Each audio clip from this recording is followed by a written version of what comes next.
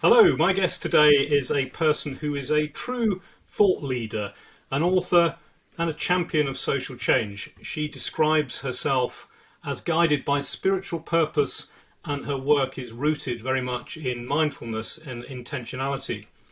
She's won numerous awards and recognitions, including awards for women in business, diversity in business, and has been listed for the last 3 years in the top 100 most influential and powerful Black Britain. She has a PhD in neurophysiology and is currently the Senior Director for Health Equity in the Americas at Medtronic, and has previously held senior roles within the Medtronic Foundation. She published a book which is called Turning the Tide: Neuroscience, Spirituality and My Path Towards Emotional Health, which outlines, interestingly, the links between our brains and our spirituality while inspiring readers to change the world using knowledge. So what better person then to discuss the title of this podcast, Being True to Your Values? Dr. Sylvia Bartley, great to see you here. Sylvia, welcome. Thank you, Nigel. It's a pleasure to be here and really good to see you again, Nigel. We haven't connected for over 20 I years. know. And I must let the audience know that you and Tarquin Coles were the two guys that introduced me to Medtronic. And you opened my world when you introduced me to this phenomenal company. So I'm ever indebted to you both. So it's a pleasure to do this have this conversation with you, Nigel. Oh, Today. what a lovely thing to say. Well, thank you, Sylvia. I wasn't going to mention that, but it's nice of you to mention it.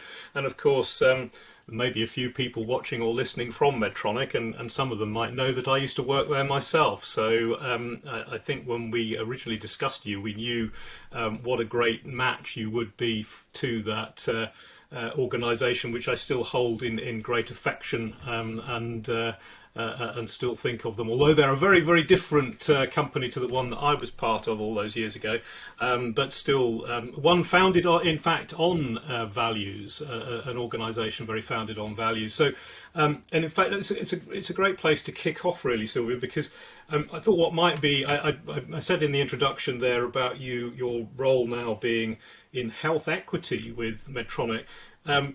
Briefly, if you can, please, could you give us a bit of a description what health equity is with Medtronic, and also perhaps a little bit about the Medtronic Foundation, and because I think listeners will be interested in understanding the connections that some of the ethical and values-led corporations have with respect to what they do for society. So perhaps if you give us an overview on that, that would be great. Thank you.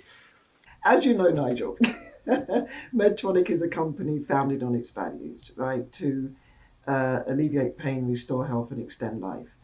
And one of our founders, Al Backen, he wrote the mission, and he was very centered on not only providing high quality patient products for and therapies for our patients, but also ensuring patients and employees have the bandwidth or the ability to give back to their communities.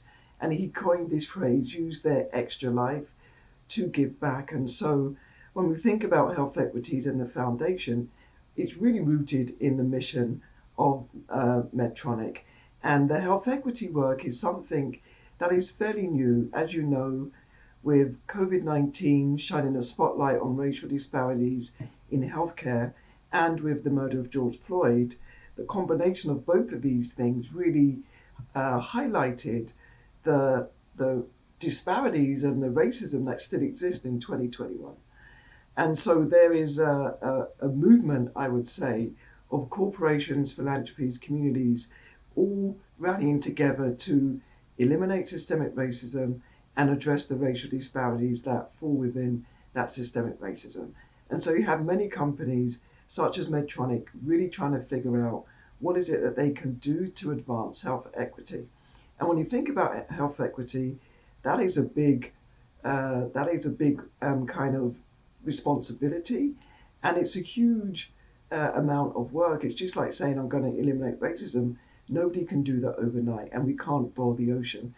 So we've really got to figure out what is it that we can do to advance health equity in Medtronic, the best place to start is to look at what we have in terms of our products and therapies and solutions that we can work with our customers. And our customers are very focused on addressing health equity. They've come to Medtronic and they've asked how we can partner to move this forward. So we're really in the exploratory phase, looking at immediate solutions that we can do with our customers. We're very much advanced with diabetes because we've had some focus on that area for quite a while. But now my role is just to really help the operating units in Medtronic to figure out what our solutions are for our customers and how we can deliver that immediately.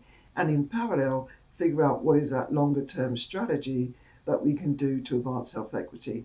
What kind of collaborative partnerships can we create with internal stakeholders, our customers, and other companies, irrespective of if they're competitors or not, because this is a responsibility of us all, and we want to look for areas where we can partner with everyone that are thought leaders in this space and driving the work forward. So the essence of the work is really exploratory, doing the data analysis to understand the opportunities, and then really doubling down on the strategies and tactics that we can deliver in the short and the longer term. So it's really about looking at those sections of society that have less access. Is that am I right in thinking that, and looking about how you can give people access and make a more equal society in terms of access to healthcare? Is that what it's about? Yeah, it's broader than access to healthcare, because when you look at racial disparities in healthcare, which is a part of health equity, disparities literally mean you have access, but you're not getting the treatment. So there's those in the system that have the access and they're still not getting the treatment. And then there's those that are not even in the system and they're not even seeing a physician and they may have a chronic illness. And so I describe the community part where people are not in the system, they're out there in the communities, as more like the upstream. Because we definitely want to reach everybody, irrespective of if they've got insurance or not, and make sure that they get in the system and they get the healthcare they deserve. And then once they're in the system, we want to make sure that they get the therapies that they deserve, because they can get ignored or overlooked when they're in the system. And that's irrespective of education, location, and where you are. And if you look at the data, 10%, 10 to 20% of health outcomes is determined by healthcare. The rest are determined in the United States by what we call the social determinants of health. And that's your social economic status, your education, home, your ability to own a home, whether you're employed or unemployed. Your life expectancy can be determined literally by the zip code that you live in. And of course, affluent suburban neighborhoods have higher zip codes than those urban neighborhoods that are living below the poverty line. Yes. Well, all power to that. I mean, it's that's amazing work to be involved with. Which I wouldn't say I know you now, but having known you in the past, I can see how that would align to the things that you feel passionate about. What about the Bedtronic Foundation? If you could just give us a quick overview of that, because you're heavily involved in that. If you give us some of the types of work that was doing when you were in that. Yeah, so I worked in the foundation for 5 years and I literally just transitioned from the foundation November the 1st to work on this health equity. And the foundation, again, is really core to the mission of Medtronic. So we focus on underserved populations and making sure they have access to care. And now the focus is on providing education and focusing on STEM. Why education and STEM? Because we're a technology company very much into robotics and engineering. We want to engineer the extraordinary. And so therefore, addressing one of the social determinants of health, which is education, we definitely want to look at that to make sure that people get a good education, get a good job, and then with having a good job, they can get healthcare and live a better quality of life. And that is our goal, really, to work on that journey from high school through college and post-college, and ensuring that they have a good career path and enter into jobs in STEM. So that's a big focus now in the foundation. Previously, the focus was primarily global health, again, a healthcare company, focusing on community healthcare workers, because they are the ones that go into the community. And as we spoke about just a minute ago, not everyone has access to healthcare. So community healthcare workers, they go into the community and they serve those patients. And they're very instrumental in delivering quality healthcare to all members of our community. And so for a long time, we focused on, and still do, community healthcare workers, making sure that they're trained, they're equipped, and they have what they need to do to go out there and serve communities. And in addition to that, one of the first things I did when I joined the foundation 5 years ago was work on our product donations and our med ed and training, and to work with the businesses to figure out how we can proactively use those two components of what we do so well in Medtronic to advance access to care for patients. So, for example, in sub-Saharan Africa, in Senegal, Ghana, and Kenya, we worked with the local teams and physicians and the healthcare system as well to use products to demonstrate the value of a therapy to increase access, excuse me, for certain patients, and then train the physicians as well so they can have a sustainable model. As opposed to when you look at kind of these medical trips, these mission trips, they're very good and they do serve a purpose, but one piece that is missing, and many of the organizations do it now, is they think about that sustainability and scalability piece. And so training the physicians and making sure the physicians know how to use the product and do the surgeries for the therapies is very key in making these countries sustainable. Does that make sense, Nigel? Yeah, no, absolutely. And it's great as well. So, as a sort of introduction to this podcast, I wanted people to kind of understand the work that you're involved in, and relating that to the title of the podcast, really. So the next thing really is a kind of at a personal level. I mean, did you feel that this direction that you took was that a kind of a mission for you? Did you say that's where I'd like to get to in Medtronic, or did it evolve over a period of time? Yeah, it evolved over a period of time. When I started 20 years ago, I started in cells, and started with intrathecal baclofen therapy cells, and then a therapy that I stayed with for most of my Medtronic tenure called deep brain stimulation. And that therapy, as you know, Nigel, this is how you introduced me to Medtronic. It was hook, line, and sinker. This was a therapy that really changed the lives of patients. Patients who were living with Parkinson's disease, dystonia, or essential tremor. They literally were kind of held prisoner in their own bodies, and the therapy alleviated the symptoms and allowed them to have a good quality of life. Now, there's a selection process, and it all depends on many variables, but for the most part, the outcomes really did change the quality of lives of patients. So I was, and still am, in love with that therapy because of the power of that therapy. And with that, over the years, I saw many patients, worked in many surgical suites all around the world, really disseminating those best procedural practices. And it really got me kind of connected. I understood the mission, and I went full out to make sure that I could, act on that mission and do the best I could for my patient and customers.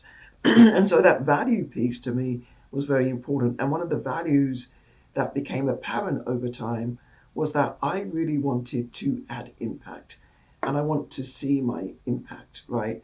And, you can give me a fancy title and lots of money, but if I'm not showing up and adding impact, and if I'm not seeing my value, I will not be motivated. But this job kept me motivated, and it took me again around the world. And when I moved to America, where I'm living now, I moved to Minnesota because that's where our headquarters is located. And when I moved to Minnesota, I was very keen to get involved in the community. And what I did not know is Minnesota, particularly the Twin Cities, had the largest disparities in the country.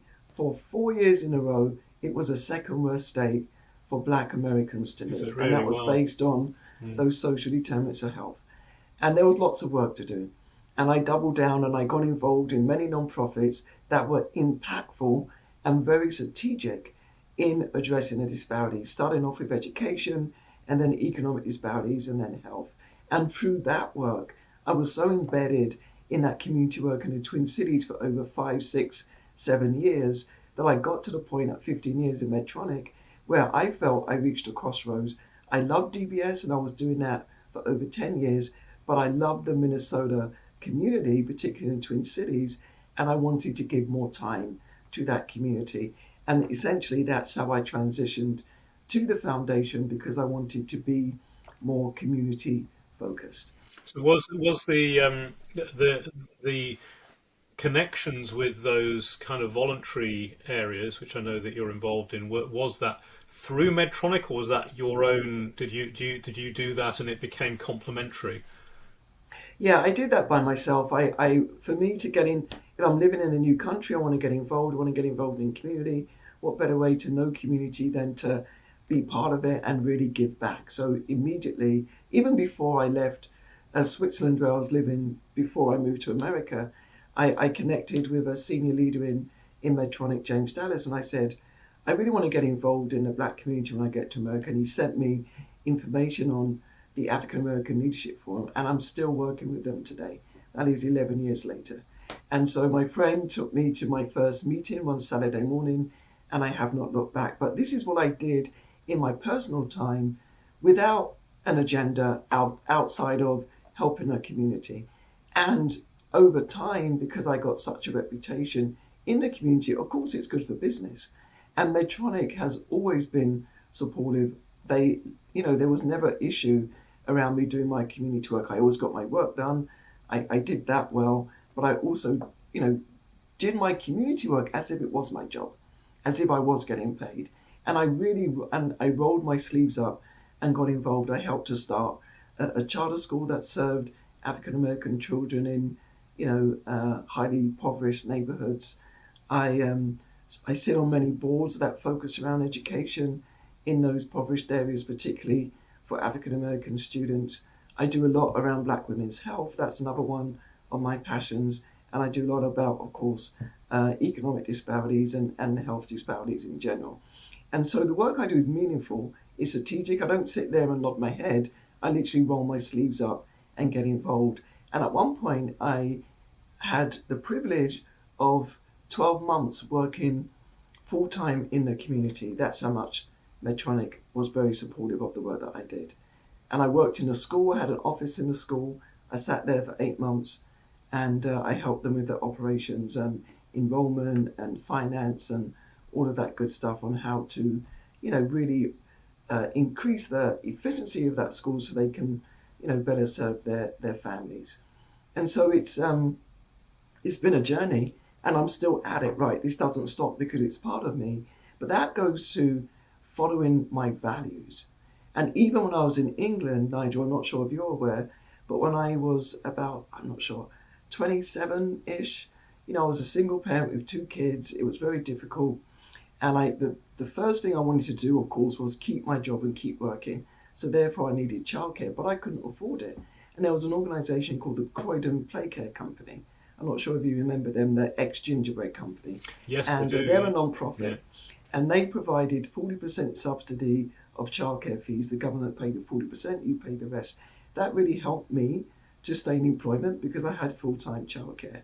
But when I went to an annual meeting and I looked at the representation on the board, they were all white, primarily white women, and their customers, their participants were primarily Black families. And so from that point, and they did a call to action, we need people to join the board. And I joined their board, and within 6 months I became the chair of the board. And at that time, they were talking about the single parents being the ills of society, the conservatives. What is his name now? The guy with the dog, the Labour guy with the white dog, he was blind. He launched the white paper on how to, he launched a white paper to counteract that single parents are the ill of society, but how to make it more kind of affordable. David Blunkett. David Blunkett. Yeah, you got to his name before my brain was rattling through the people of that period. Yeah. That's right. And he came to our centre, and because I was a chair, I was a spokesperson. So I got involved even as a single parent at 27, and I got deeply involved. And then the National Health Service, I became their lay chairman for the independent review panel of people making complaints. So I was very, it was just always been part of me, Nigel, that I would give back, but giving back to serve and support underserved communities. And when I look around in the different countries I lived in, England, Switzerland, and America, it's a similar story, a different magnitude, but black people living in diaspora, ethnic minorities, they're typically the underserved. They're the ones that have loads of struggles. And so therefore my commitment is to all communities, but prioritizing black communities, and the same in England and the same in the United States. And I'm still doing the work in the United States, lots of work to do. And so when I think about my passion, and I'm always about what is my path and my purpose, why am I here in this lifetime, it always goes back to that kind of work, giving back and really helping to support the underserved. And bearing in mind, I consider myself an underdog, right? When I was growing up, because I born to parents from the Caribbean that wasn't born here, they came here, they met, they got married. We had very humble beginnings, working class families. We didn't have much. My parents worked exceptionally hard, and I saw the progression from us sleeping on a little camp bed to having a house that is fully furnished. And so, education for me was my path towards these other opportunities that I would never get. And A so, great example. You demonstrate, Sylvia, and inspiration as well, which is why it's great to have you on here. I hope a lot of people will be inspired.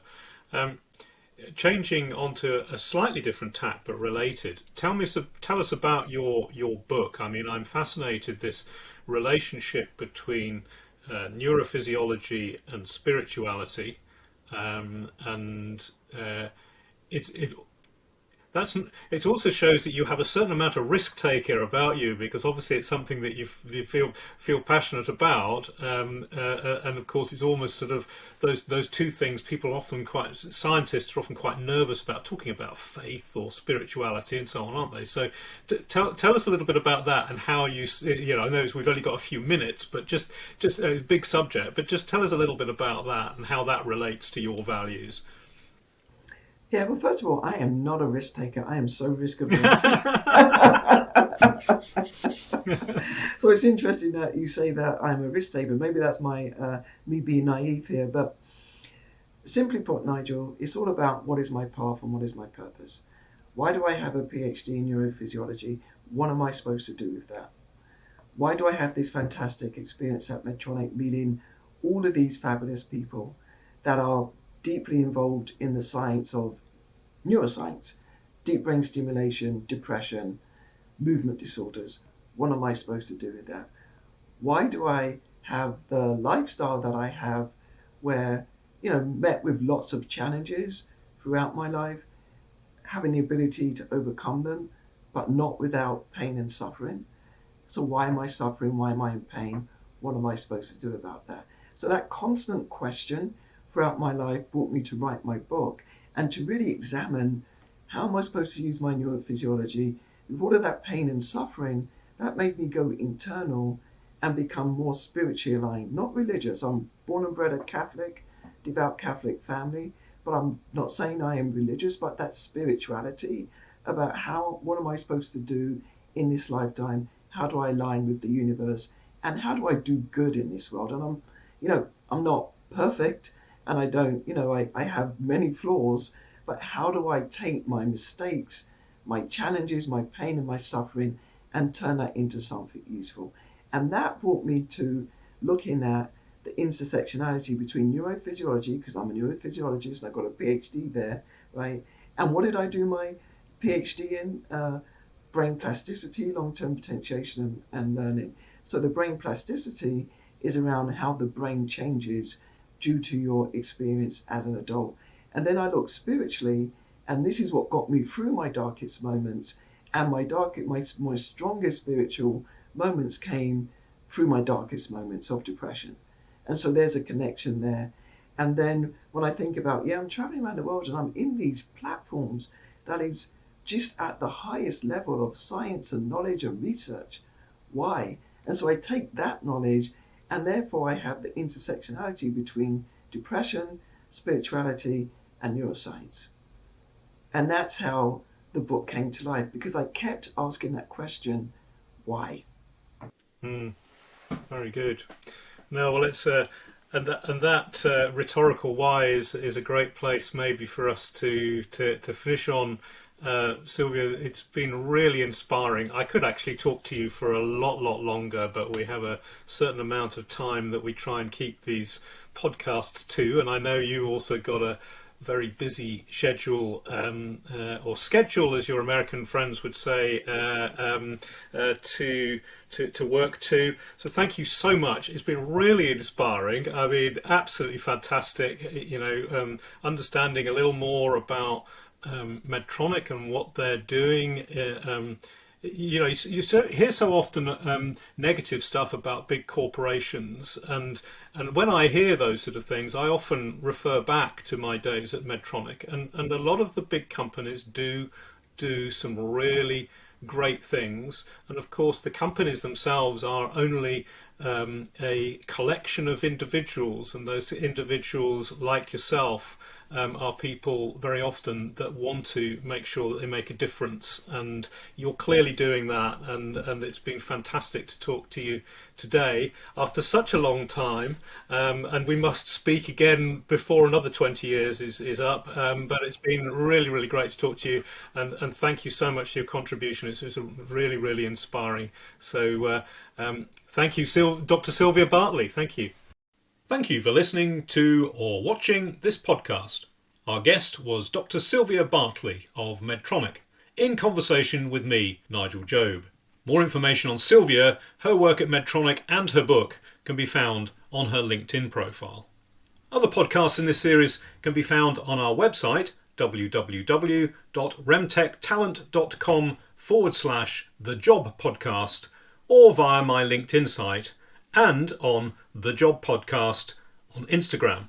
The series is also available in audio version on Google Podcasts, Amazon Music, Spotify, and Buzzsprout. Hope you've enjoyed this podcast, and please have a great day.